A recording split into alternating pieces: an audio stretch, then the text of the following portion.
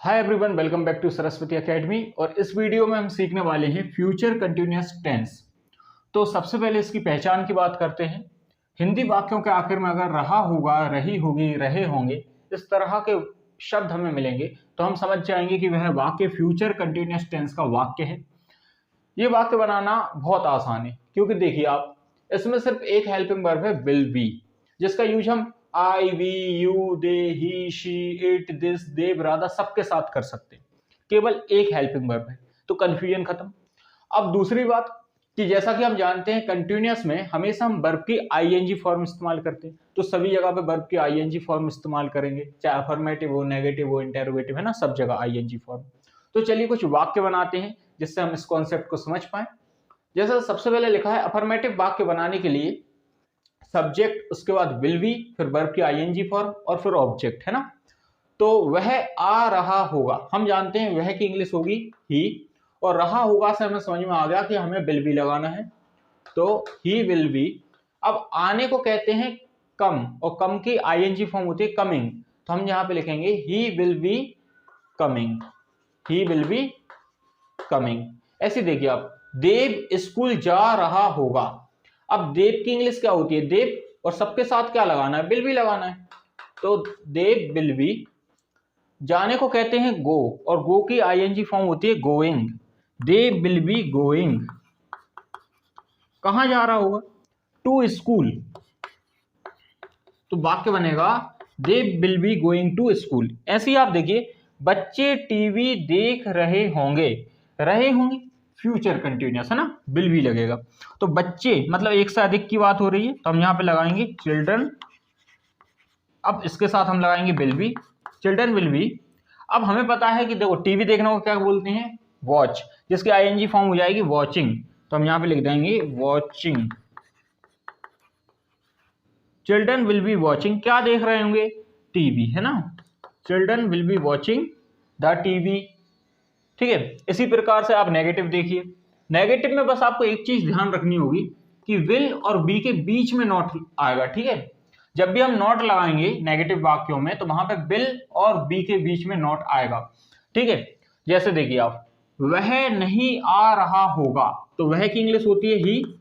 अब ही के बाद हम क्या लिखेंगे, विल नॉट बी, क्योंकि नहीं कर रहा ना वो ऐसा काम, he will not B, he will not B. आने को कहते हैं कम, तो हम यहाँ पे आईएनजी फॉर्म इस्तेमाल करेंगे, he will not be coming.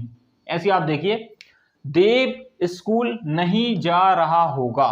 अब देव की इंग्लिश क्या होती है, देव की इंग्लिश होती है देव, और नहीं जा रहा होगा इसलिए हम यहाँ पे लगाएंगे will not be, they will not be. जाने को कहते हैं गो, जिसकी आईएनजी फॉर्म हो जाएगी going, Dev will not be going, कहां नहीं जा रहा होगा, टू स्कूल, है ना। ये बात हमने समझ ली है कि जब भी हम किसी दिशा में कोई काम करते हैं तो हम वहां पे टू लगा देते हैं। बच्चे टीवी नहीं देख रहे होंगे, तो बच्चे के लिए हम क्या बोलेंगे, चिल्ड्रन, चिल्ड्रन। अब देखिए, नहीं देख रहे होंगे, विल नॉट बी, है ना, विल नॉट बी। देखने को कहते हैं watching, children will not be watching, क्या नहीं देख रहे होंगे, TV, children will not be watching TV. अब हम इंटेरोगेटिव वाक्य बनाते हैं, तो इंटेरोगेटिव वाक्य बनाने के लिए हमें पता है कि एक सिंपल इंटेरोगेटिव है, एक डबल इंटेरोगेटिव है।